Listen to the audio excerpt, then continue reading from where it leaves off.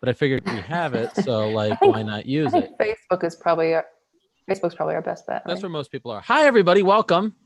Hi. Sorry you're all coming in on mute, but last time we had some wonderful Zoom bombers playing some really loud music and doing some other disruptive activities, and we're trying to avoid that this time around. And so just to introduce some folks, Will Poling on here is our field director. He's going to be monitoring our social media channels for any questions from commenters. And then Joanna Nix, our campaign manager extraordinaire, is going to help moderate the Zoom town hall. And yeah, so once I think we'll let a few more folks come in, and I'll make a brief opening statement and we'll just have questions. So to familiarize yourself with the situation, what we're going to do, if you've not been on Zoom conferences for like all of your life for the last 6 months, count your blessings. But if you open the participants tab, you will see a button that says raise hand. If you want to ask a question, click the little raise hand thing there. You also should be able to interact with folks in the chat, and we'll try to keep an eye on the chat as well. Though it's wonderful to like hear people's voices. Appreciate everybody keeping questions to a minute if they can, and I will afford everybody an opportunity for a follow-up question after my answer, which will be as long as I think it needs to be, and we'll also afford you the opportunity to have the last word on any issue, because frankly, y'all are in charge, not me. That's what public service is, all about. So it being, well, 3 minutes after. So if we're going to be on time, we should start in 2 minutes. But given that we are broadcasting, I think we're going to get started here. So thank you all for joining us for this second digital town hall for our state Senate campaign. Here to answer questions and here to learn. Nobody ever knows everything. I try to understand as best I can, but in any given area that y'all work on in your lives, you're going to be the subject matter experts and not me. We had somebody come on that last time that did a lot of work in housing, Robbie McIntosh from Cambridge. And he said, well, how are you going to interact with these particulars of housing policy? And I said, Robbie, I'm going to give you a call. Because it's not my job to know everything or to decide everything. It's my job to be the best conduit I can be between the 300,000 people that live in the 43rd district and the halls of power in Albany. So I bring my experience, my own expertise, my own views, but that's only part of the equation. And the other part of the equation is all of you and the other couple 300,000 folks in the district and folks throughout the state. So with that, having made those introductions, and we'll keep letting folks in as they pop on or sign up on Mobilize. Folks want to raise hands or put questions in the chat. We'll get to what it is that brought you all on. And don't all, jump at once. Is everyone seeing the raise hands? It looks like Emily. I'll get my raised hand up. Okay, it looks like you've been unmuted. Hi, Emily. Thanks for joining us. All right, I was going to type it in the chat, but I figured I can just jump right in and say it faster. I am not in your district, as you know, but I've been following your political development, and I'm really impressed, and I would love to learn more, in particular, about what you did and what you learned as the assistant for Phil Steck. What was that like, and what are some of the inside experiences in Albany, and how does it all work? How much of that? I gotta be careful with my words here. But I imagine, so Emily and I, full disclosure, we're both on Phil Steck's stock transfer tax town hall earlier today. And I'll have you know, for the record, Zephyr Teachout complimented my beard, and that was a great moment for me. Anyway, it was great. Joseph Stiglitz was on there, a bunch of members of the legislature, and yeah, Phil graciously had me, gave me the opportunity to work with him in 2017. I was a special projects coordinator, basically a glorified session assistant. We did a lot of communication stuff. So a lot of what I learned was I had the opportunity to speak with Phil on a lot of issues that were coming up, environmental. We did a lot on, as much as Phil's doing for the stock transfer tax now, which is really important because it's the easiest way that we have to fill that $15 billion budget deficit. We were pushing on the New York Health Act, which did pass the assembly that year.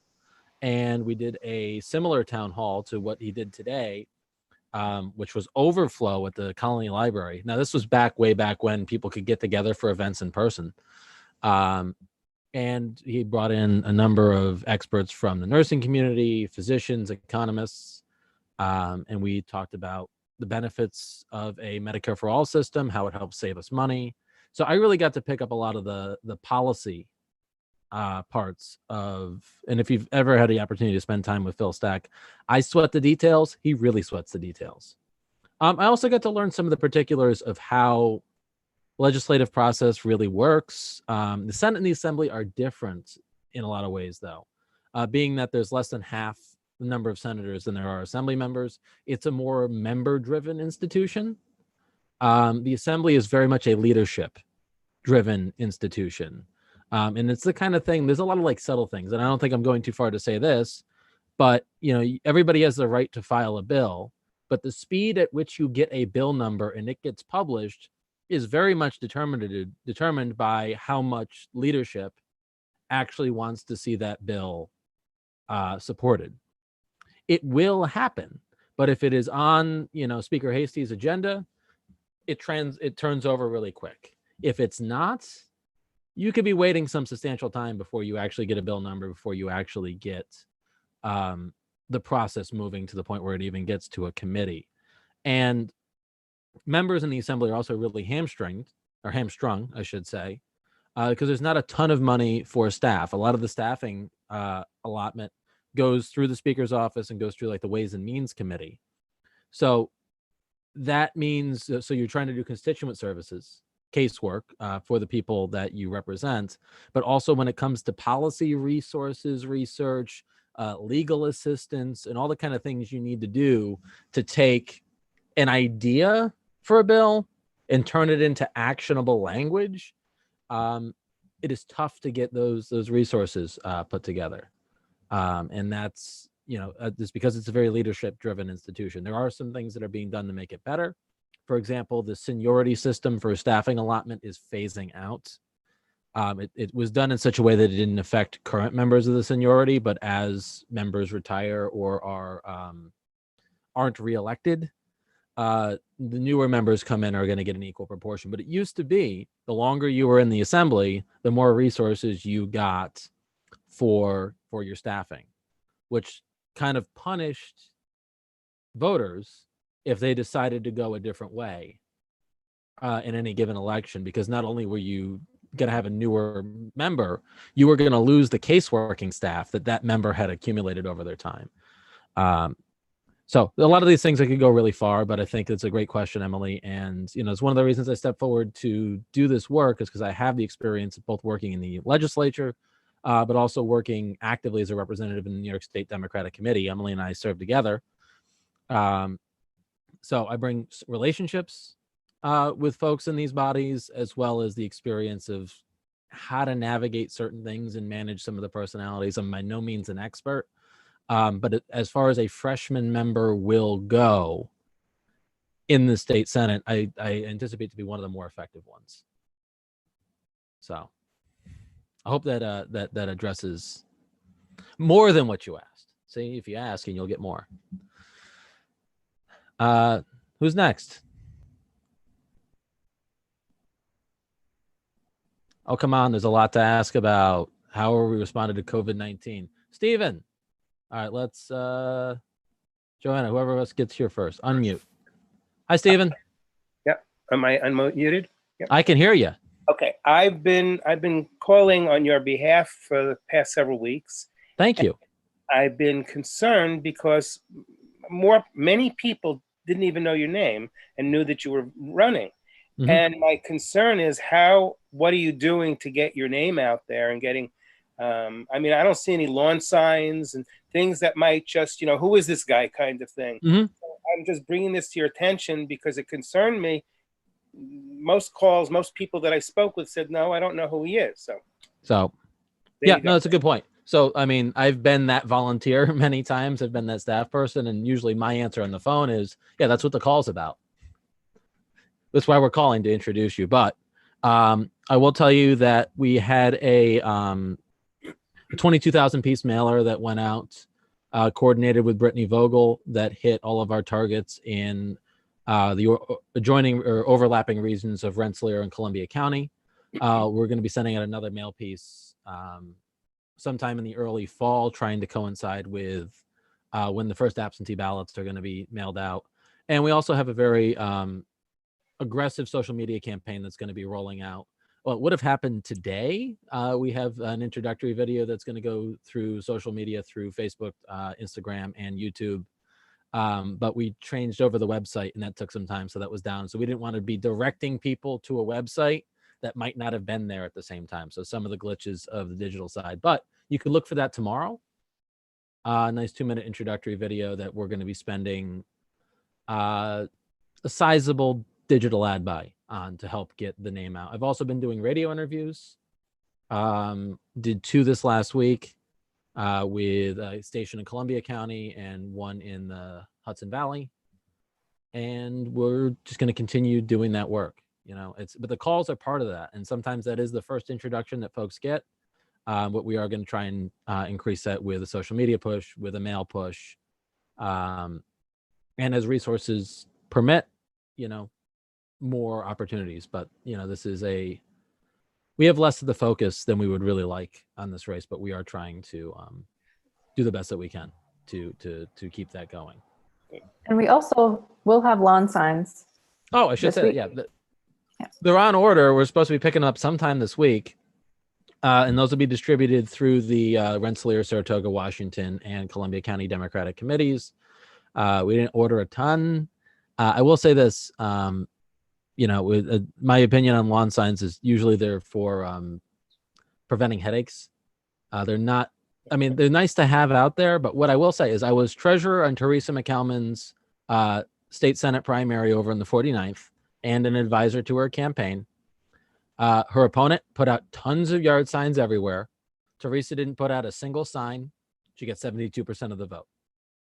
Because she did phone banking, did social media, and and showed up and talked to people at community events as best she could given the pandemic.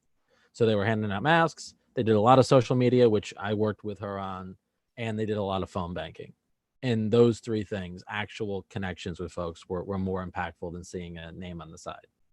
I mean, I have yard signs basically just because my neighbor has a huge Trump sign. I put out 2 Biden-Harris signs today, as well as my Tedrick Cobb signs. But there's an old adage in organizing that signs don't vote, people do. That being said, as a candidate, I like driving through neighborhoods and seeing my signs. Don't get me wrong. And they're coming. But the big point is for everybody is we got to talk to people. We got to talk to our neighbors. We got to make real human connections with folks, because that's what's going to actually do the biggest impact on whether or not people vote and who they vote for. So thank you, Stephen. And thank you for the phone banking that you're doing. The program's been going really well, though. I look at the data on the back end, and I'm an organizer, and I am really pleased, really excited. You know, more than half of the people that we're identifying out of that universe are voting for our campaign, or voting for our team. And a good chunk of them are undecided. So if those numbers hold and we're able to call through that persuasion universe, we're going to win in November. So those are really good signs. And then I got to go personally call the undecided folks, which I will be doing in the weeks ahead. So we have Q. Let's clicking unmute. You have to accept the unmute, I think. Hello. And I did. As someone who doesn't know anything about you, Thanks for being here. thank you. I'm part of the Waterford Democrats. We're starting to build ourselves and want to support Democratic candidates. As someone who doesn't know you from Adam and who's heard all about Daphne Jordan, I don't know her a lot, except I've heard her name. in your upcoming campaign, are there certain, we have Waterford Democrats has two Facebook pages, Mhm. and we communicate on the Facebook page for You're from Waterford if. Are you doing something that will give us a short description of who you are and what you stand for, what you're looking to do as a state senator? I mean, I think the best resource for that right now is our website, which was just updated. Just updated. It's fresh and clean and new. I like the old one. I also like the new one. We built the first one out during a pandemic, so it was using images from 3 years ago. So now it has pictures of me like I look today. But there's a short biography on there. There are policy statements on a number of things: healthcare, COVID, the economy, education. It's a good guide for phone banking as well. But I will say specifically to Waterford, I was at your last town board meeting, the special meeting. Yes, I heard that. I heard you. Yeah, and I still need to circle back with Assemblyman John McDonald, but we are looking for legislative solutions to that. I think the best idea I've come up with this point is a disincentive for the, not that you asked this question, but when you're talking to folks in Waterford, a friend of mine, Michael Marcantonio, is running for the assembly down on Long Island, is dealing with a very similar situation to what y'all have with the Long Island Power Authority. And long-term, we need to come up with a different way of valuing these commercial assets that actually reflects the fact that, so that plant generates roughly $70 million a year in profit, and they want to tell you it's worth $54 million. If you wrote them a check for $54 million, there's no chance they would take it. And that's certainly not what they tell their investors or what they tell the banks that loan them money that it's worth.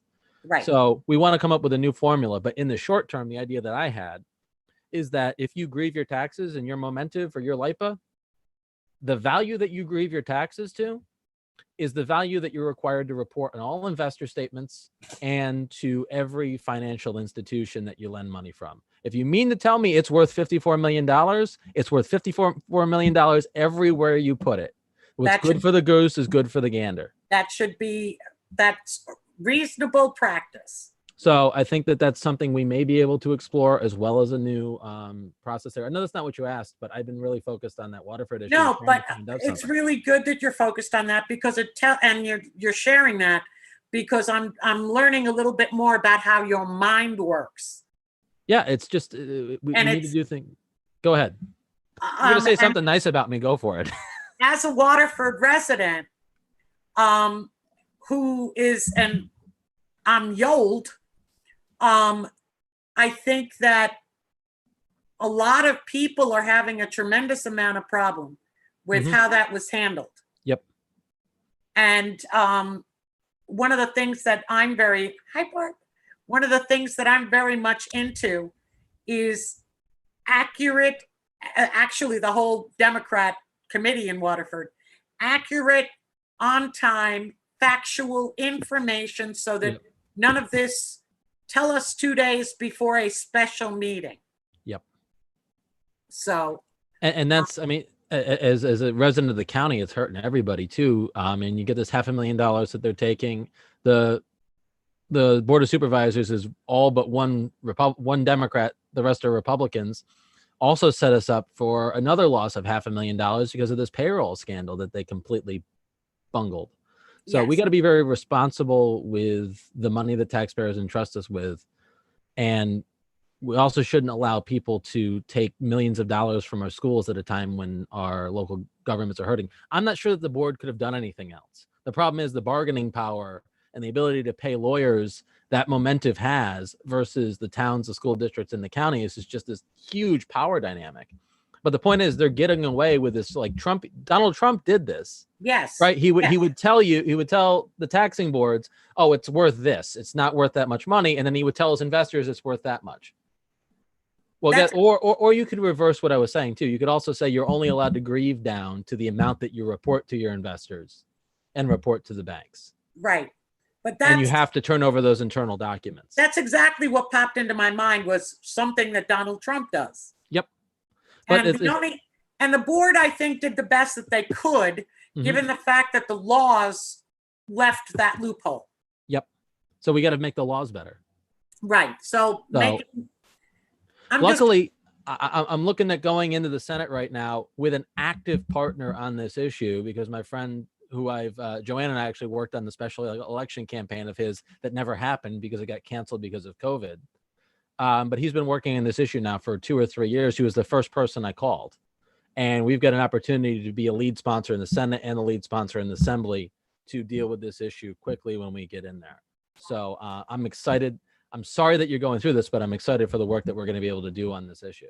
Well, I'm glad that you answered my question so directly, because when I post something Mhm. about you, I can put that information down that you're supportive of making changes so that this doesn't happen again. Yeah. And the other thing we need to do, sorry that for folks that aren't from Waterford, but hopefully you're getting a view of the kind of senator I'll be by how I'm addressing this. And I hope that's worthwhile.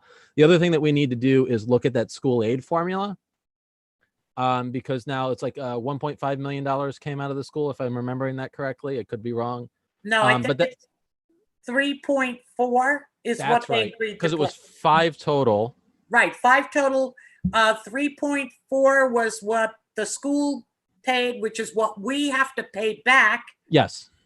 And 1.5 is what the town paid, and 500,000 is what Saratoga paid. Yeah. So what we need to do in a local bill, and I this is going to be difficult, but it's one of the things that as a majority member, as a productive member of the Senate, I would be able to champion much better than the incumbent can, is have a retroactive reading of our foundation aid formula. So they're basically, we're paying Momentive back taxes. They're saying that they overpaid. Was it 2016, 17, 18, whatever that year, Yes. 5 year span is. 2016, after the Empire Zone Yeah. thing canceled. So what we need to do is now retroactively adjust the foundation aid formula, because it turns out that Waterford's tax base was actually lower than that formula took into account for 2016, 17, 18, and 19. Now, that's not going to fully recover what the schools want, but it should increase the amount of foundation aid that they're eligible for and try to get a deferred foundation aid payment to the school to make up for part of what they lost. Hence, Does that make sense? Yeah, hence we may have to pay less in Yeah. making it up. So that's Because- gonna be a hard fight, because again, we got this $15 billion budget deficit.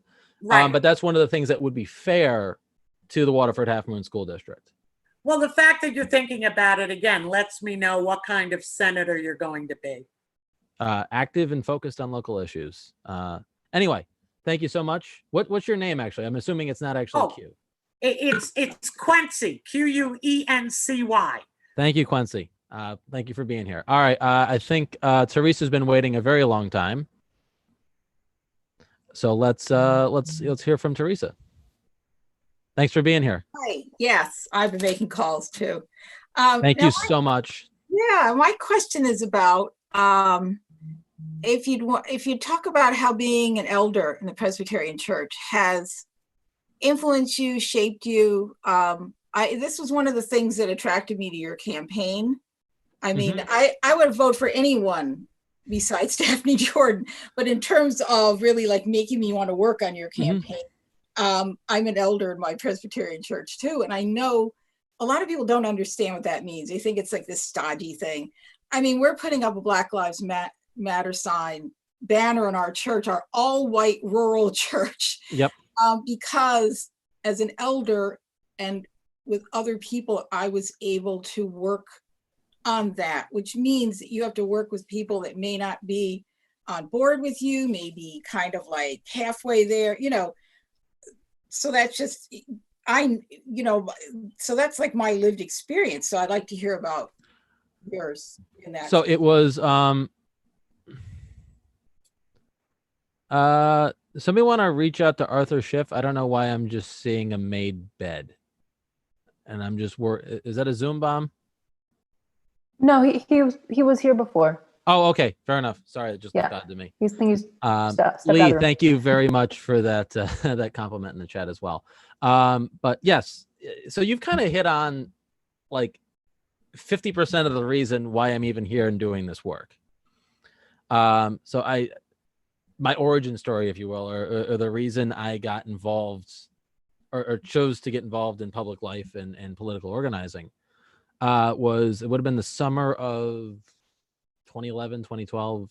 I was going into so it would have been 2011. I was going into my senior year at RPI and going through that sort of existential crisis that all rising seniors do. Like, okay, I'm going to graduate in a year. Like, what am I actually doing with this life of mine? I see Will laughing. We've all been there. And so at the same time, there was this issue going on in the Albany Presbytery regarding Camp Hebron. This is, I mean, small potatoes, but I went to that summer camp from 3rd grade till 12th grade.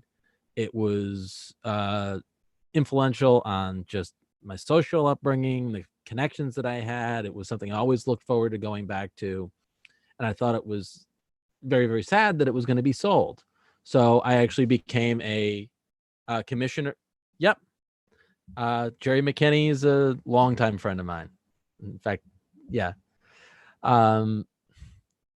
Supported mine when I ran for Congress too, because I had Granville. But I became a commissioner to the Albany Presbytery, so the Presbyterian Church is very small d democratic. It's almost the actual teachings of Presbyterianism is not so much that you're representing a group, but we do sort of elect representatives. But the idea is that through debate, through discussion, and through prayer in the moment, that the will and the spirit will speak kind of through the parliamentary mechanics of the way in which we conduct meetings. I think it's one of the reasons I'm a huge like stickler for Robert's rules and state committee meetings, because I was almost raised with a reverence towards that procedure, because it was from that procedure that the will of God shall emerge.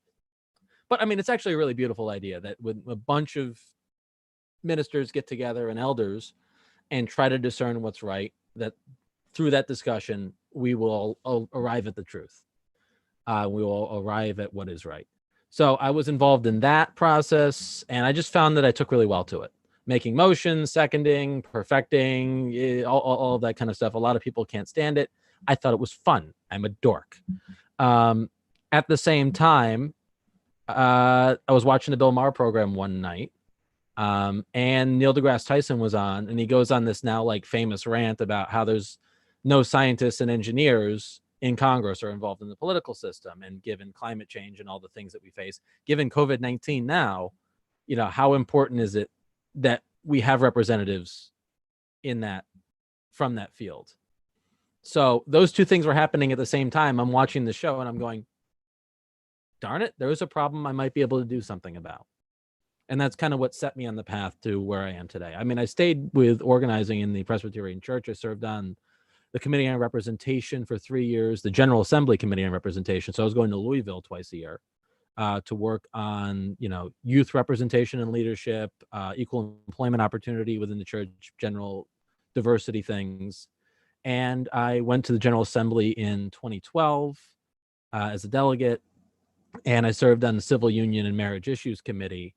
This was 2 years before we actually passed marriage equality. But what we did at that meeting was we actually got it out of committee for the first time and got it on the floor. And it was like a 51-49 vote on the floor. But we had this weird thing in the General Assembly where like the young people vote as advisory delegates, and that's displayed before the commissioners vote. And that young person vote was like 75-25. 2 years later, the general body vote mirrored that. So many of us did a lot of work around that issue. I did work within the Albany Presbytery to get the resolution co-sponsored. But I was one of the hands, one of the many pairs of hands that was a part of the work that made the Presbyterian Church USA the first mainline denomination in the United States to recognize marriage equality. So all of this sort of is what prepared me to get to this point. From that, through state committee meetings this morning, I think I've always been a reformer, always trying to make things work a little bit better, work a little bit fairer, and follow good procedures. The thing that we did this morning, Emily was there. It's a simple thing. You think that we wouldn't need to do this.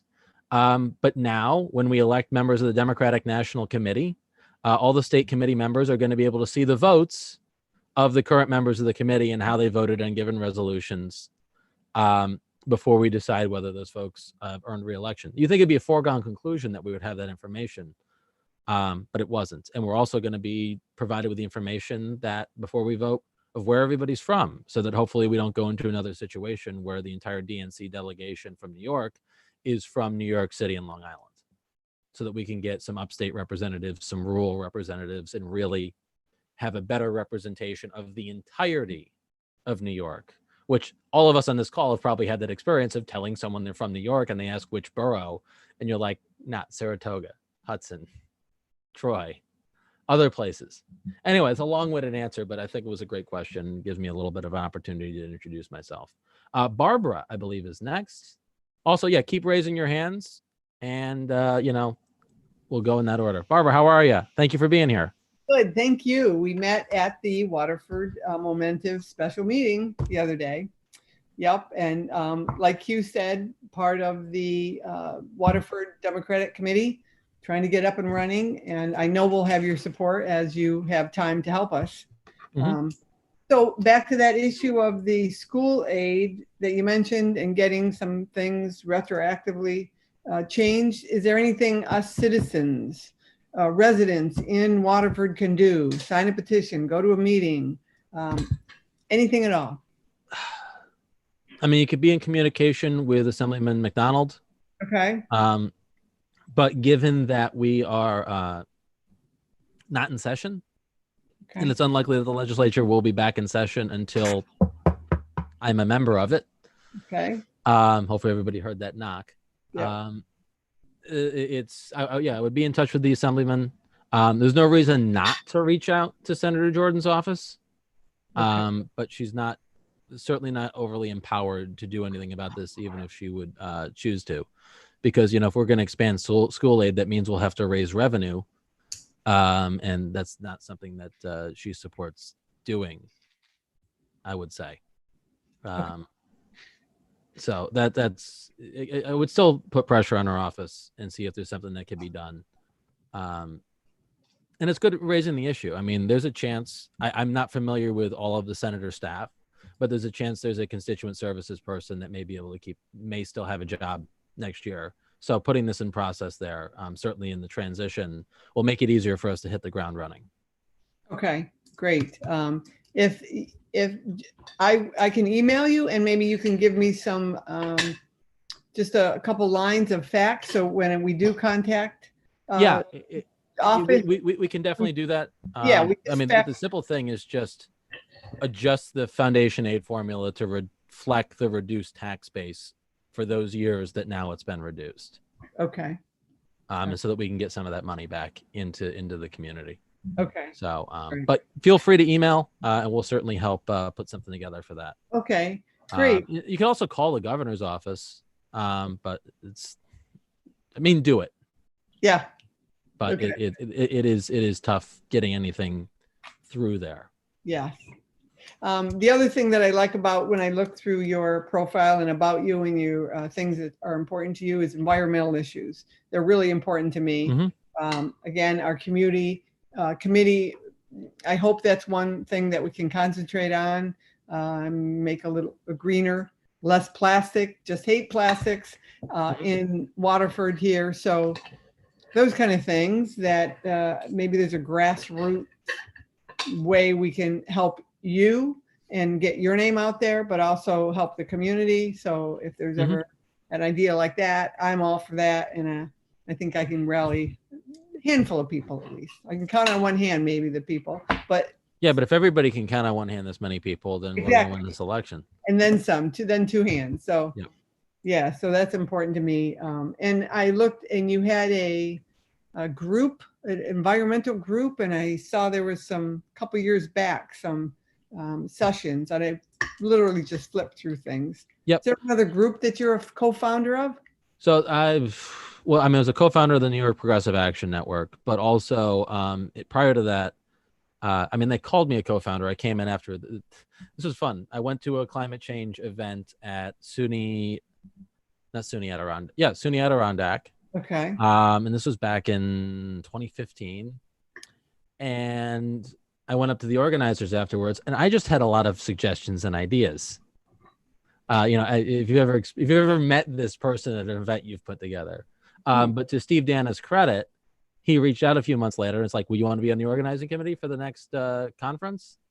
And that's when it went from, I think, Climate Reality something to North Country Climate Reality, and we did a conference back at SUNY Adirondack, and I think a couple at Green Mountain College. Sadly, before they, I believe they've closed recently. So it was Bill Troop, Michelle Howling, Steve Dana, and myself. And we were trying to, I haven't been as involved with the group since I became a candidate for office, because they were trying to keep things somewhat nonpartisan. There was some frustration at the 2017 conference. I was running for Congress and speaking there. And there was another candidate that was like, "Well, why don't I get to speak if you're going to have candidates?" And it's like, well, no, I organized the conference. I'm not here speaking as a candidate. I'm speaking as someone who's been doing this for 3 years. But after that moment, like, it was better to not mix those things. But we were trying to get out. If you've ever been to an environmental conference, you've probably met everybody else that's been to an environmental conference. And then they've been at the next one and they've been at the last one. And our goal was to try and come up with ideas that would get out of the bubble, that would reach into communities and reach more persuadable folks. There's this issue of activism and organizing, and it's one of my, listen, I think protests are valuable. I think rallies are valuable. But one of my issues with rallies, protests, and conferences is that a lot of folks will go to those and then sort of dust off their hands and say, "I've done my activism for the month or for the week." And what you've done is gotten together with a bunch of people that already agree with you and talk about how much you agree. But the real work, we do this in campaigns, is the outward facing stuff. It's not about getting the choir together. It's about, we need to fill the alto section, and going and finding folks and bringing them in and persuading folks and reaching out to people that don't already agree with you. And that's the real work. So we were trying to come up with solutions to do that. I don't know how effective it was. We did a crowdsourcing exercise where we workshopped a bunch of ideas to see what would work. But I think it's largely evolved into a discussion group, a really well-informed discussion group that does work on a number of things. But I think 2017 was the last time I was actively involved in the organization. So Okay. That's I don't great. give short answers. I'm sorry. Yeah, no, that's fine. Yeah, I tend to be long-winded sometimes as well, but it's always good. Good information. So that real work you're talking about, our little committee of 11 people, how do we do that real work, make some good trouble, if we can, in Waterford, and get some of those 1,523 registered Democrats to get on board, because as you know, 20-something years of only Republicans in both the boards, in town, and we're hearing that they want to change. So definitely follow up with that email. We do have phone bank signups on our Mobilize page. Okay. But if you reach out, there are some other things that we're doing, relational organizing type stuff that I'm not going to go into too much detail on a live stream. I wouldn't want to give good ideas away to the opposition who might be watching. Okay. But we definitely sign up for the phone banks, which is now in the chat. Thank you, Joanna. And we will have a night where we'll be doing an NY20 focused phone bank. So that'll have a lot of your Waterford folks in there. Okay. But just based on the systems that we use, we do need to have more than just one town. Sure. But that helps. And there are, again, other techniques that we can use on a more local level that if you reach out to us, we can talk about further in a non-live streamed format. Perfect. Thank you, Patrick. Thank you.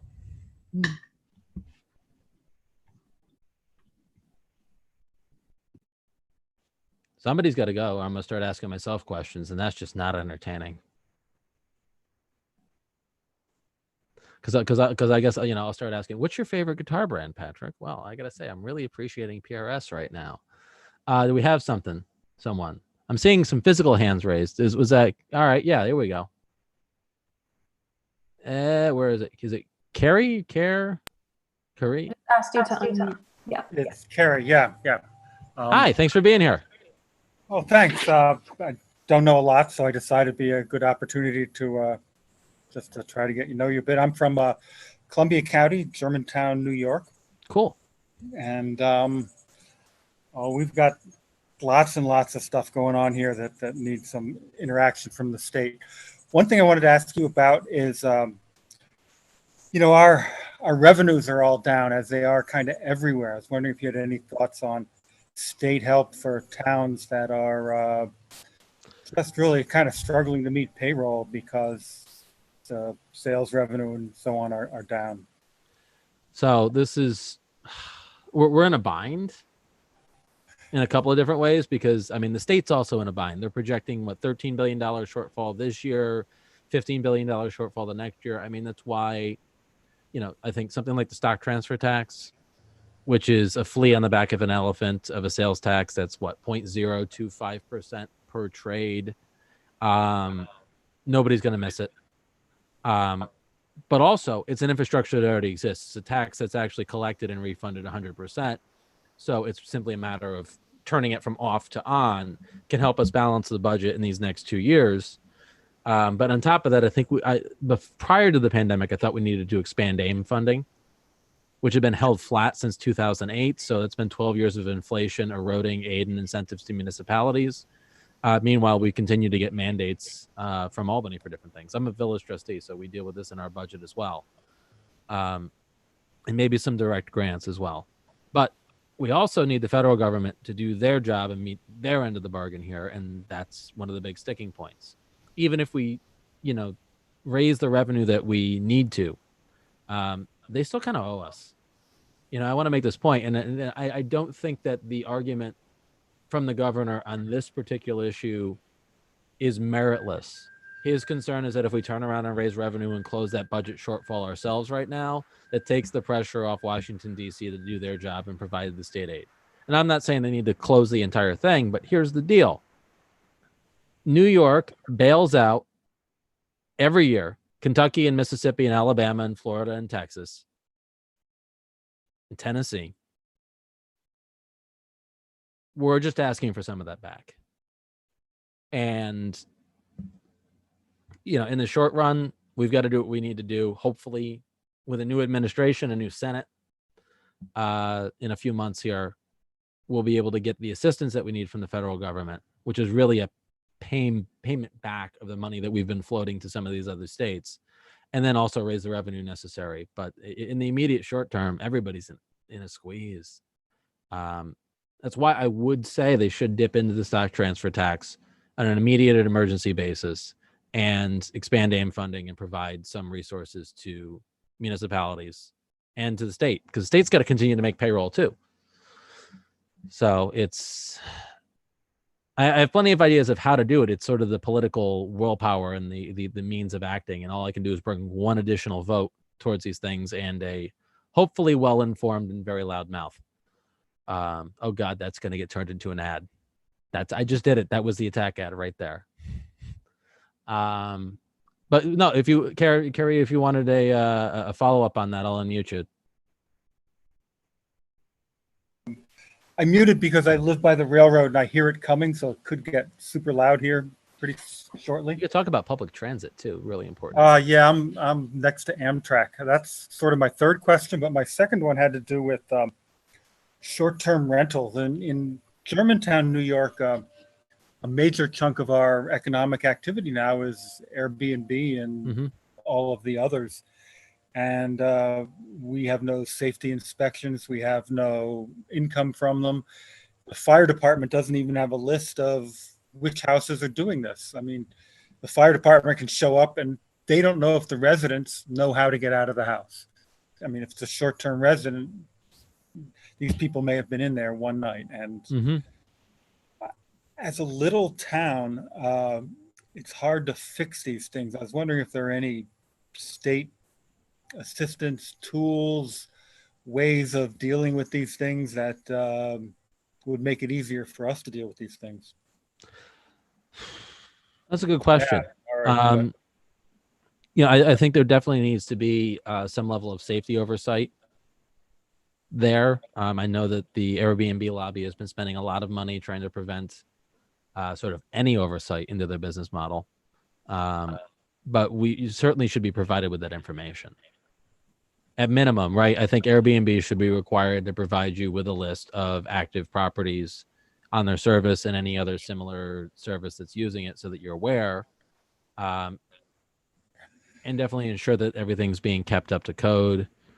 Certainly can require people that are using their residencies to have a proper escape plan posted, but also the typical occupancy thing. I was on an interview with can't remember who it was. It might have been the Nurses Association, or it might have been the League of Conservation Voters. And this, where is it? Right there. This fire alarm started going off. So it's important that we make sure that, they have to be in, I think, every sleeping room in New York anyway, in carbon monoxide, but definitely want to make sure that code enforcement is doing that on these partial rentals as well, making sure that things are kept safe. But certainly I don't see any problem with there being a regulation, if one doesn't already exist, that you shouldn't have to go and suss out which are which, and that the services that provide it should provide you with information. Well, yeah, we get nothing at the moment. And we've had some people in town who just go on the sites and try to figure out from the pictures and descriptions what the address is. But yeah, no, that's a rough, because they also don't give you the full address, right? That's part of the security of the platform, is they don't want you to know which. You only get the full address like a couple days before you actually head into it. And that's not published on the platform. That's just sent by email to the user. And I think that makes sense from the platform standpoint. But I think for a governmental agency, Town of Germantown or a village should be able to put in a request, and they should be required to provide that information. They should have a portal for it on their website. The reason it makes sense from their point of view is that avoiding scrutiny is their business model. Yeah, and that's why we need to make sure that the laws don't allow them to avoid scrutiny. Because that was the thing with Uber as well, is there are certain innovations that are there in each of these services that I think provide real value. But one of the big ways that this value is provided is that they get their taxi driver to pay for their own automobile maintenance, right? They get the hotel owner to pay for all of the upkeep. And sometimes you don't make a ton of money. I did DoorDash for like 6 months. Didn't actually earn a whole lot of taxable income when you factored in the mileage on the vehicle that I was driving. I was definitely making less than minimum wage, not before taxes, but after you accounted for the mileage, it was definitely after. So that's what a lot of these business models have been doing. And it's one of the things that I actually worry about now with the shift to work from home, is that we're not going to get a lot of offices back. So what a lot of office and call center work is going to be is now all of a sudden the internet and the electricity billing that the office would normally be paying is now going to be outsourced to the employee, because your home is going to be your office. And that's going to be another way for the businesses to get their employees to take up a larger portion of the expense that they should otherwise be paying. So that's a roundabout way of saying that it's not a business model if the whole point is that you have your employees paying for it. Like, it starts looking more like a multi-level marketing scheme than it does an actual business. So I think there are innovative elements, and I did appreciate the flexibility that I had with DoorDash. I could work when I wanted to, and I think there's some good things there. But the offloading of expenses onto the employees as a means of being competitive is not a practice that we should be rewarding, because it's ultimately a race to the bottom that depresses wages and harms our economic growth. Picture version of the small piece of what you're doing there, but certainly for safety, a list, and making sure folks are keeping up with the regulations necessary for safety of the occupants, because we don't want somebody to get hurt because they were trying to save money on a hotel. I've stayed in Airbnbs too. I've never had a problem with one, but it only takes one, right? Well, it's one of those things that works right most of the time. I mean, there aren't very many fatal fires in a little town like Germantown, but they do happen every once in a while. We're down almost 10% in terms of our census figures, but anyone who's been here is saying this town has become more economically vital and more busy and lots of people moving in. I think a big chunk of that 10% is Airbnb. Yeah. Oh, it's also people not completing it. Fill out your census. Well, yeah, but I think a lot of it is that every Airbnb house used to have a family in it. And they don't have a family in it now. So those people are censusing elsewhere. Doesn't really lower our expenses, just lowers our income. That's a good point. I was made aware of New York's Green Amendment a while ago. It's kind of a stealthy thing, but I was wondering if you're aware of it, and if so, you're in favor of it or thinking about it. You want to tell me about it specifically? I've not heard it referred to like this, but it doesn't mean that I haven't heard Yeah, of it. it's the thing to modify the Constitution so that citizens have a right to clean water and clean air, and just adding 7 or 8 words to the state constitution has to be passed twice, I guess. Yes. And it's done that once, and it's going to be up again this coming Yeah. term. Yeah, that's something I'll vote for. I'll stop after one really brief thing. I'm not sure if you're aware of the Amtrak situation over here in Columbia, Dutchess, Rensselaer, but mostly Columbia, where they're trying to put up gates and fences to keep people from accessing the Hudson River shoreline by going along the Amtrak tracks. No, it's not something I'm familiar with. Tell me more. Well, that's it in a nutshell. There's a lot of informal use of the shoreline at the moment. The train tracks run along the shoreline, and there are places where there are service roads and other things that local people have been using for generations, 150 years. And here in Germantown, there's a beautiful wide road that runs along the railroad tracks. It's their service road, but it's used by bass fishermen and other people recreating, jogging, dog walking, cross-country skiing. And they want to put gates at either end and prevent anyone from getting in there. And there is a fairly sustained battle against that, where we're trying to get Department of State and so on to help us with that. Yeah, that's, I think, a more complicated issue, and I'd have a hard time commenting on it in specificity without looking at the particulars. Is who owns the property, whether there's a legal right of way, whether there ought to be a legal right of way. But I think if there's not an overriding safety concern, if people have been using this for generations, there may be a way to create a right of way in the law for people to have access to the waterfront. But this is something that I definitely want to spend a lot more time with. It is a complicated issue, and the safety issue by itself isn't simple. We did a FOIA to look for safety problems in the Germantown section of the right-of-way in the last 10, 15 years, and there were very few incidents relating to people. There were trees down and rocks in the way and people falling off trains. And having normal people along the right-of-way makes it safer, because they'll call the cops if they see something bad happening, whereas if you put up gates, you'll only have the drug abuse and alcohol abuse on the right-of-way. The way for you to get educated here, there's the website called Gates, plural, followed by gate.com. And it has all of the documents from the past 2 years on this issue. Daphne Jordan's been slightly helpful. Dee Dee Barrett's been great. Local supervisors have been great. It's really important. What? Org, I think. Well, let me open it up. I'll take a look at it. Yeah, it's got a there lot it is. Got it. Yeah, so it's got all of the key documents. You can see the most recent supervisor's letter on there, column on the right. So I don't want to take everyone's time with a pretty local issue, but it's pretty important to keep people accessing the river. It's our big resource here. Great, thanks very much. I'm through with my short list. Thank you very much. Well, thank you for those substantive points. And now I've got another thing to look into on a local level, and I like local issues. Is that Lee with a question? Let's go over to Lee Jamison. How are you? Thanks for being here.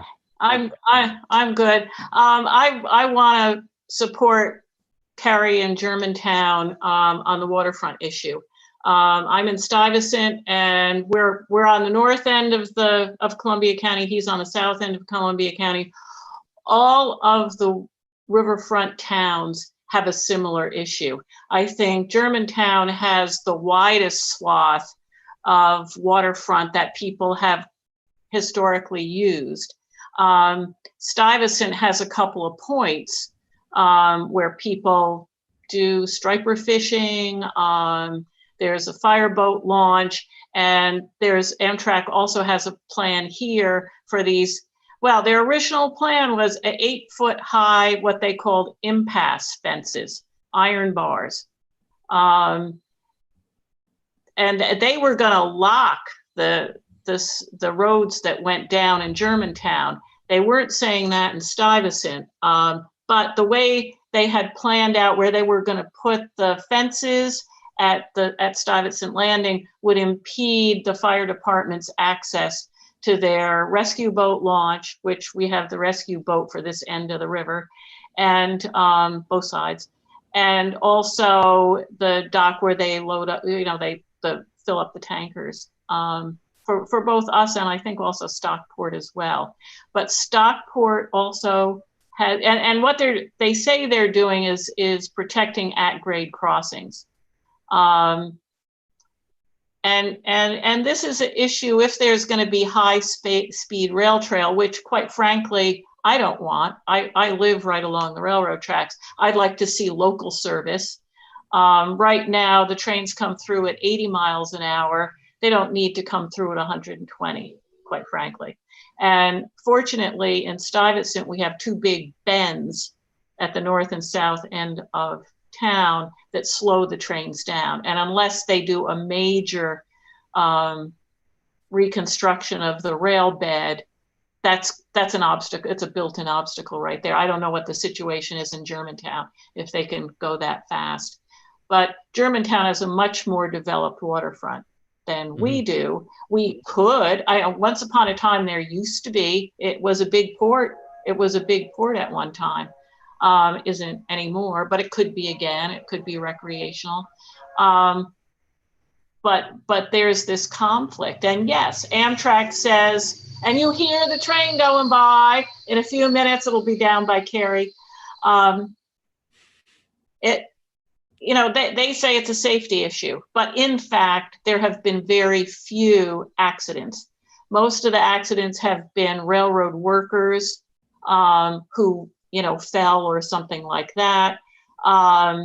Every rare once in a while, there's a deliberate suicide. And I don't think you'll ever stop that.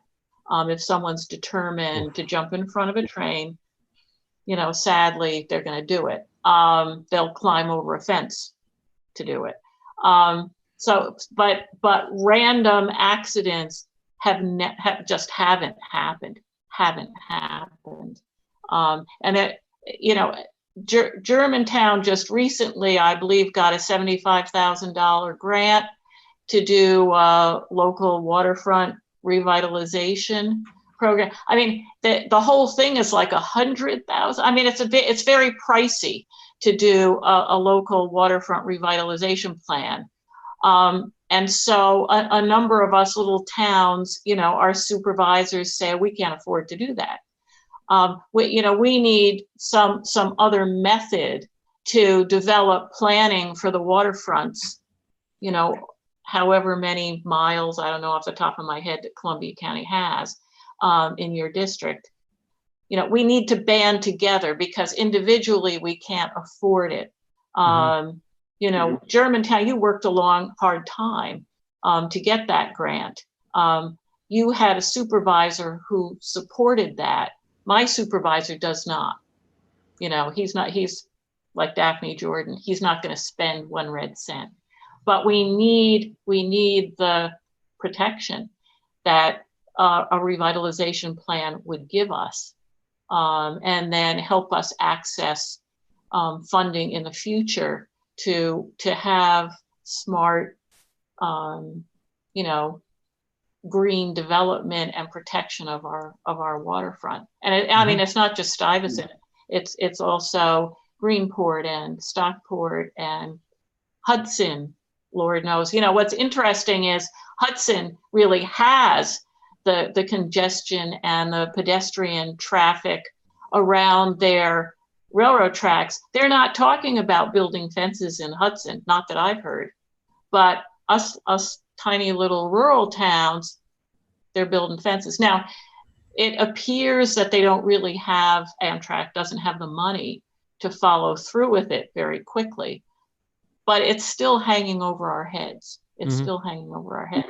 And there needs to be a better approach You know, there's land that's owned by individual people. There's a lot of land that's DEC property.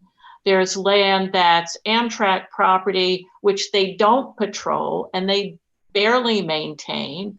And they hire people to come through and spray Roundup. That was a big issue a couple of years ago here in Stuyvesant. That, you know, there's all kinds of issues. You know, and you complain about some, you know, guys in hazmat suits came by at 6:30 in the morning and sprayed Roundup, never alerting anybody, not anybody. You know, one neighbor saw all this debris and thought she was being a good citizen and cleaned it up and wound up with rashes all over her body because of contact with Roundup. It was hard to get a hold of them to find out what did they spray. When I finally got a hold of somebody, he was retiring the next day. They did the little dance of, well, it's not us, it's the contractor, and we don't have any control over what they do or what their schedule is, blah, blah, blah. So it's an issue. All of the towns that are along the waterfront are also along the Amtrak. So they're combined issues. You know, luckily Germantown supervisor, Mr. Brewery was a very strong advocate.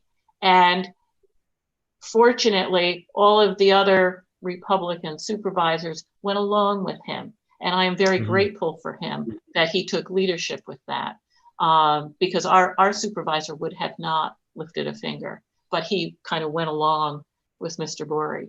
So thank goodness. But in Stuyvesant, Amtrak has promised to do an informational public hearing, and they have yet to do it. And it's been like 3 years. Well, so thank you. The hearings have been determinate. Thank you for all that. I mean, all I can say is I'm listening. I hear you. It's definitely something that a good advocate on the state Senate level can help get better answers, can also help with coordination. You know, that's one of the benefits of when you is try to bring people together, put supervisors in the same room, put community leaders in the same room, and make sure that when we have a common interest, we're actually working together. I mean, I'm trying to do a small bit of that. I'm working on the Champlain Canal Trail stuff here as a village board member, and that's, you know, everybody from Greenwich down to Waterford, I think, is involved in that coordination effort. But I think that's a good model, you know, for all the stuff. Riverfront, same kind of thing. Speaking of rail trails, the Empire Trail comes down through Columbia County. Cool. And there's been an issue with the local towns that it goes through, don't want to help with mowing.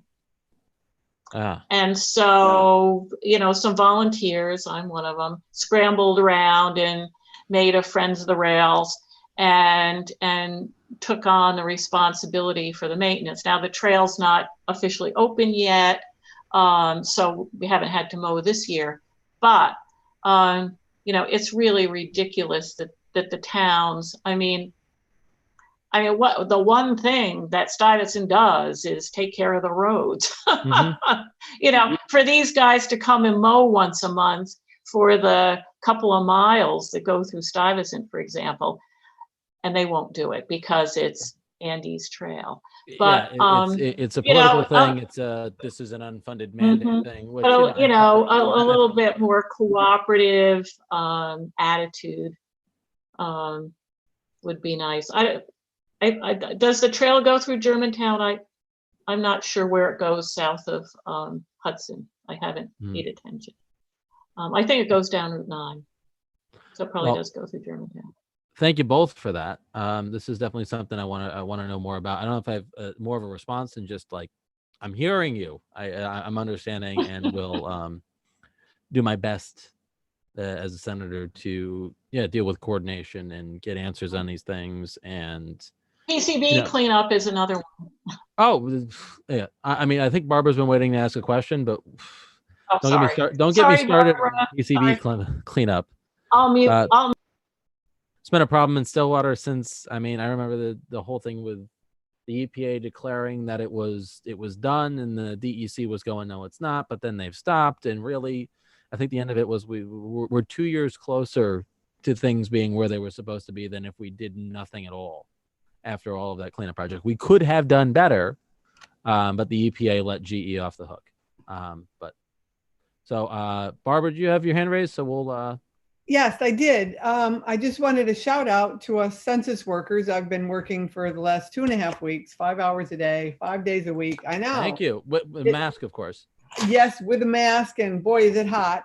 It's been 90, almost 90, at least under my mask while I'm walking around. So it's hot, tiring. I feel it's necessary.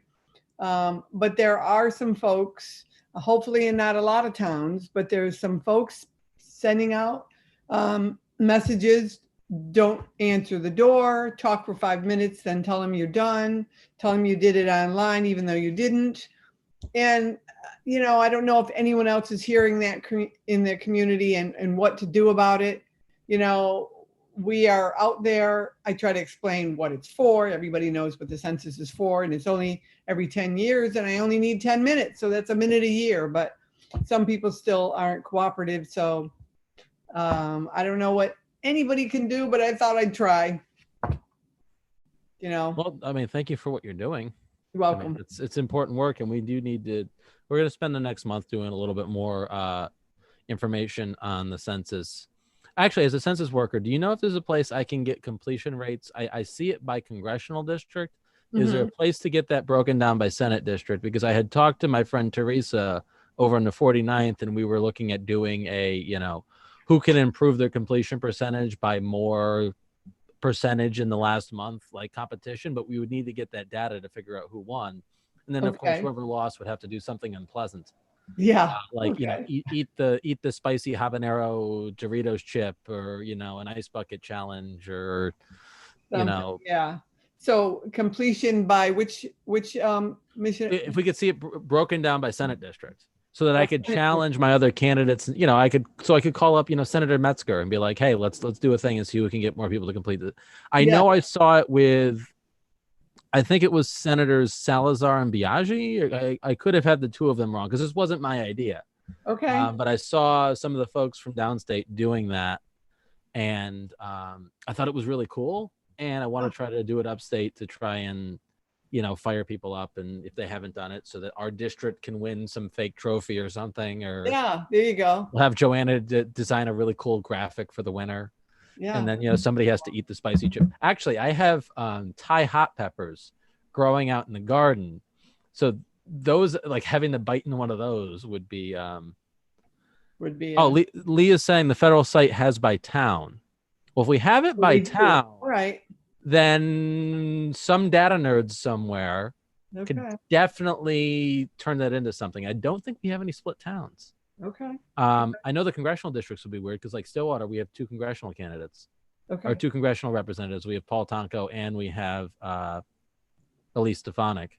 So we have 1 congressional representative, but 2 seats. Yeah. So that would be really good if we have that information. We may be able to do that little contest, and then somebody's gonna have to bite a Thai hot pepper or something. Yeah. Yeah, I am the lowest of the low, just an enumerator knocking on the doors. So I could certainly, though, ask any questions. Well, be safe. But I'm seeing that the federal site, if they have it by town, then we can probably do the work. Though Saratoga Springs is split, so that'll get interesting. Maybe we'll have to just take Saratoga Springs. No, because we have the majority of Saratoga Springs. And Troy as well. Yeah, Troy would be another one. Yeah. Yeah. But maybe we can hack something together to get it close. The whole point is not so much to be 100% accurate, it's to get people to fill the darn thing out. I know. It's just misunderstanding, actually funny story. And I can't identify any personal identifiable information sworn to life, but one couple, they were saying, well, you should do it. And no, I shouldn't do it. And so I'm down the street and one of them comes running after me. Please come back, because we looked it up online and it's really important. And I know I'm supposed to do it and I don't want to go to jail. And I'm very nervous. So I said, you won't go to jail, but I came back and I did the interview when they realized it was important. So it would be nice if everybody did that, but they don't.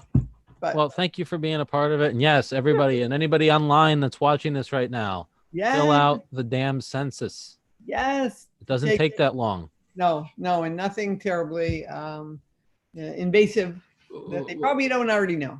We're talking about federal money, right? To deal with Yes. some of this budget deficit stuff. Yes. If we lose a congressional representative, or God forbid, two, Yep. it's gonna be harder for us to get that. But you rest assured, even if we lose that representation, DC is still gonna overtax us. Right. So at least we might as well get as many congressional reps as we can for the amount of money that we're spending. Right. Yeah. Thank you. Thank you. I think, what is this? Sorry, I have a thing in front of your thing. Arthur would like to ask a question. I just want to mention that I was visited by a census enumerator today, Oh, cool.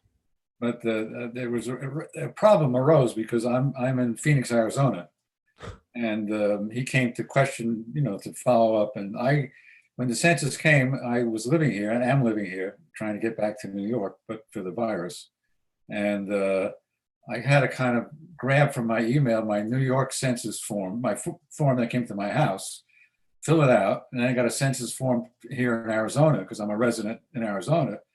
And from what I can tell, having complied with this guy's questions today and telling him I was primarily a resident of New York, didn't seem to matter very much, although there is a thing that says it's not your main domicile on the form. But it's quite clear to me I might be counted twice.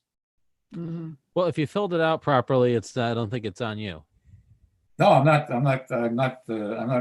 mean, I wouldn't mind being being mentioned. Well, we want you counted in New York. That was an all-out effort to get counted in New York, and I think I succeeded. But today, the guy showed up, and by the way, with respect to the heat, it was 115 here today when he showed up. Yeah, crazy. So this is why I don't. This is why climate change is a serious issue for me. I wasn't made for the sun. Well, you don't have to be. Burn. You can be what I am, which is a man who's professionally quarantined. I have no place to go to work, and I don't work. Yeah. So it's not a problem for me to stay inside all day. I mean, if we don't do enough about climate change, I'm eventually going to be running for the state senate in Alaska. Right. Or maybe Greenland. If we buy it. Yeah, we should. We definitely should. Big deal. Really important issue. Any questions for us, Arthur? Yeah. Do you have a chance of winning? What was the results in 2018 for the election? Yes, we have a chance of. I would not be here doing this right now. What were the results 2018? It was about a 6% margin, 7,700 votes. But the important thing to know about this district is that both Senator Gillibrand and Democrats for Congress won this district. So Right. it's not that people are like opposed generally to voting for Democrats. It's just who they want to vote for particularly. The governor lost handedly, and my predecessor, who I consider a friend, has been supportive, but was a former policy director for the governor. And folks saw that connection, and both he and Andrew Cuomo lost. So it's one of the reasons why I ran, because I'm not an Andrew Cuomo Democrat. I agree with him on some things, and I'll work with him on others. I oppose him, and then when I do, I will oppose him vigorously. It's. But do you think it'll eventually boil down to just getting out the vote, just the get out the vote effort primarily? It's not so much it is really in this year with the turnout that we're anticipating. It's more of a persuasion effort.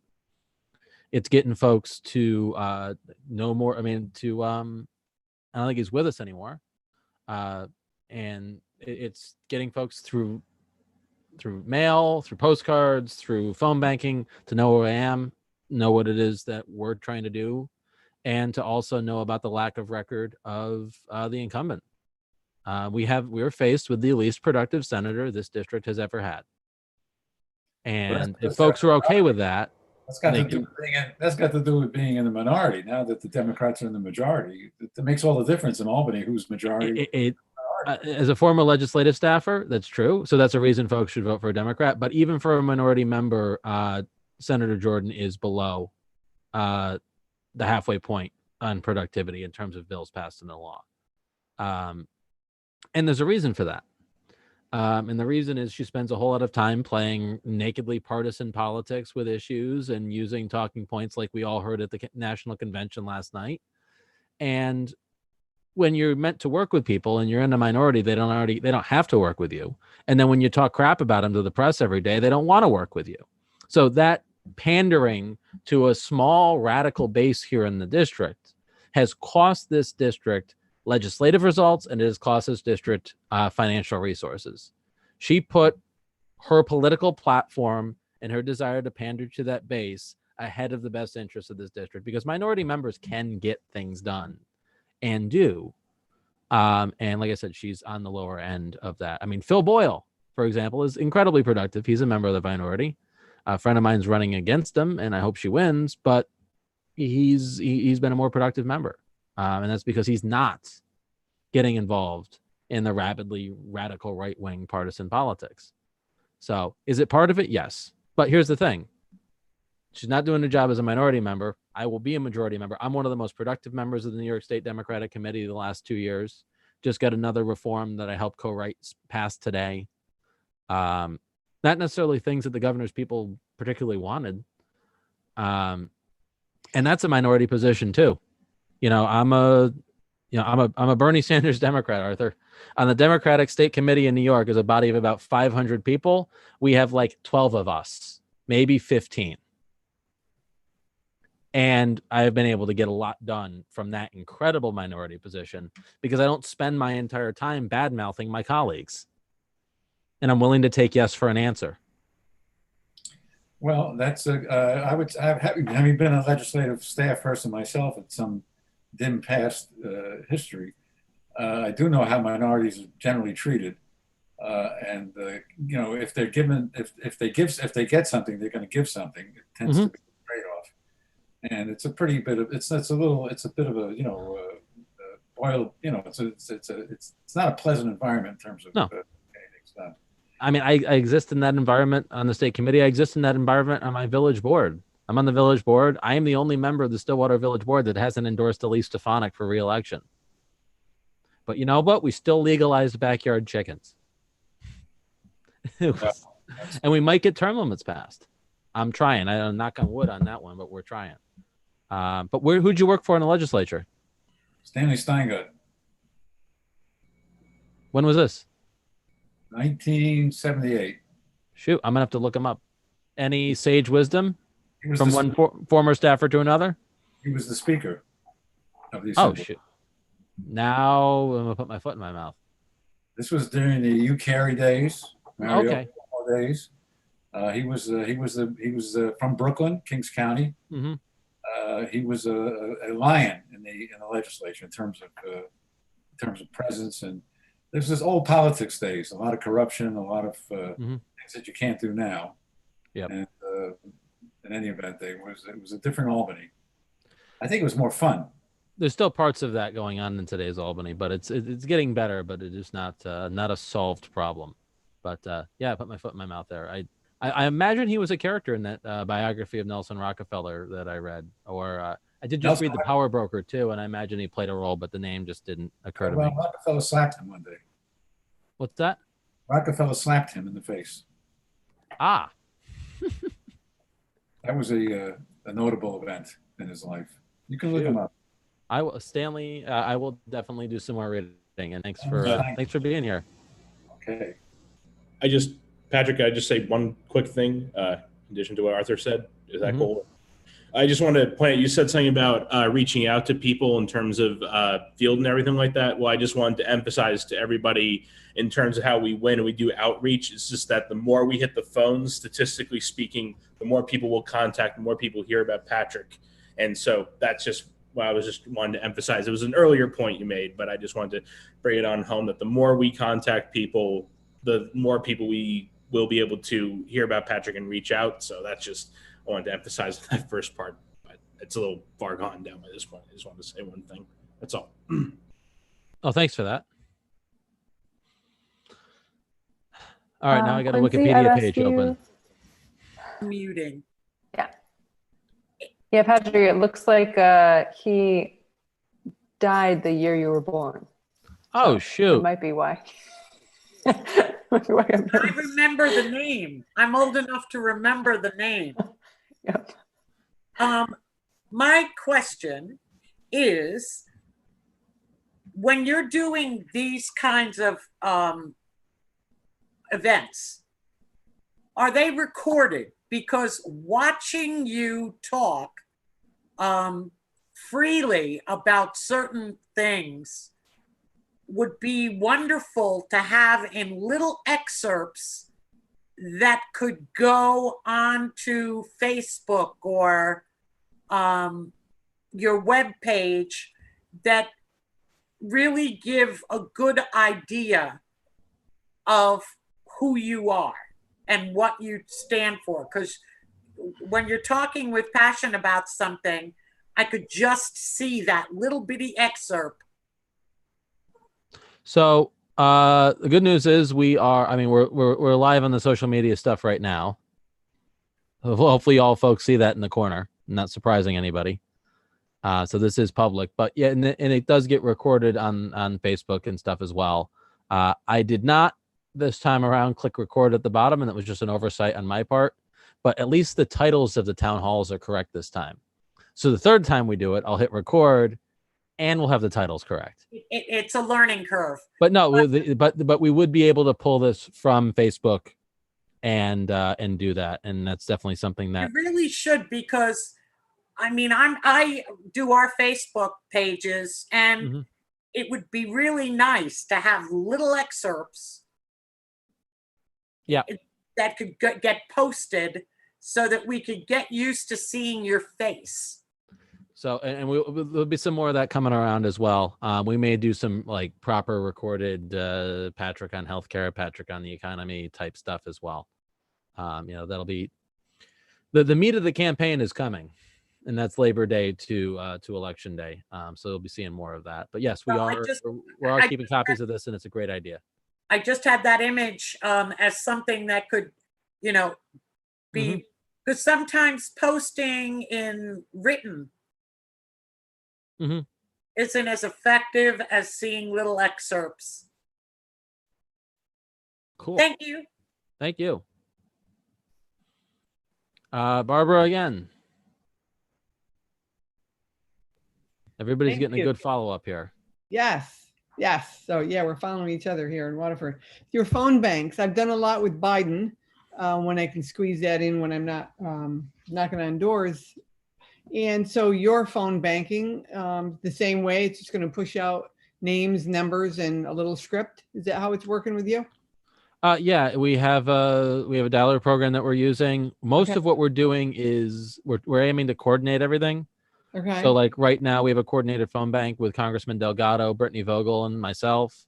Yeah. And we're attempting to do the same kind of thing in all the other areas of the district, because we think there's going to be a lot of phone bank saturation, and everything we can do to kind of cut that down and get those conversations happen so that you're not hanging up the phone. Yeah, I'm voting for Pat Nelson. Click. Hi, we're calling from Congressman Antonio Delgado. Damn it.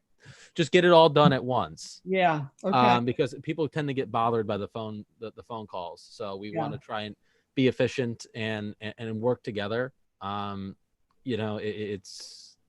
all Democrats. We need to pull in the same direction, and the differences that we have, we can figure out in January, in February. Okay. So yeah, that's the way that works. What are what's your sort of success rate of getting through to people? When I do the Joe calls, I could call 40, 50 people, and I may talk to one. Are you hand dialing? Yeah, I'm dialing on my cell phone. And we're not hand dialing. You'll call into the service. It does the dialing, and when someone picks up, you're on the phone. Okay. But that's why we do everything at the same time, because the system works best when everybody's working at the same time. But it's also, we do them at the same time because Will over here, he's over here on mine, I don't know if he is on yours, is our technical support and technical service person. Okay. He's somewhere around here. Yeah, he's down there. So we have technical support, and also that when people get a missed call, they call back. And we also have someone to flow the callbacks too. So we try to do it all at the same time so that we're able to catch people.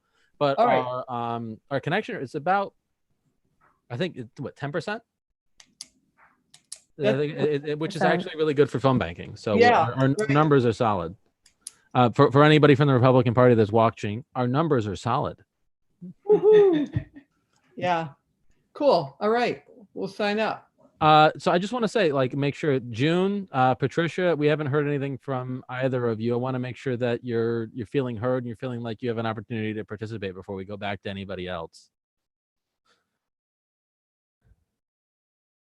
Let me unmute June. I'm gonna put you on the spot.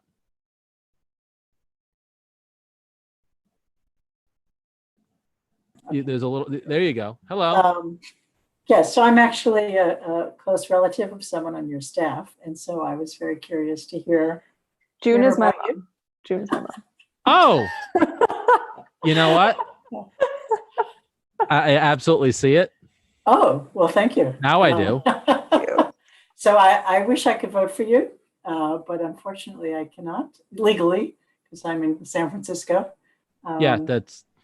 But you're terrific, and I endorse you if I would endorse you if I could, and I would vote for you if I could. And I wish I endorse Joanna. I do too. Maybe the best hiring decision I've ever made. Oh, okay. I believe that. I believe that. But no, I wish you a lot of luck. Sorry, well. Yeah. Close second. No, it's great to hear. I spent. I'm from the East Coast, and I spent 9 years in New York, not upstate New York, but the city, going to law school and working. And so actually, Arthur's gone, but I was in New York City at the time that Arthur was working for for that guy, and it was an interesting time to be in New York. But now I'm in San Francisco, and just sitting in a big pile of smoke, surrounded Oh God, yeah, by be fire. safe, please. It's apocalyptic, but yeah, I definitely wish I was in the East Coast right now. But yeah, Well, so that's why I'm here. And spent some time in San Francisco myself. It's a lovely place. it is Well, usually, Oakland, but I spent a lot of time in San Francisco. yeah, not so lovely right now, but it's usually Well, yeah. lovely. Yeah. Well, best of luck. Thank you for joining us. Yes, thank you. She's also a donor. So if anyone I'm else a wants donor, to join Castle Oh, as a shoot. donor to this campaign, Did you you get are welcome. Did you get a thank you card, or are you on my I next did step? it. I did get Okay, a good. thank you card. Yeah, it came all I've got the way. I've got another flight of them to do. What's on my to-do list. It rode all the way across country on a covered wagon, I think, and it. Yep. my Well, we're mailbox. supporting the Postal Service. Yeah. Well, thanks for being here. And I just Yeah, I want to check my pleasure. Patricia. Let me try and unmute. Not to put somebody on the spot, but.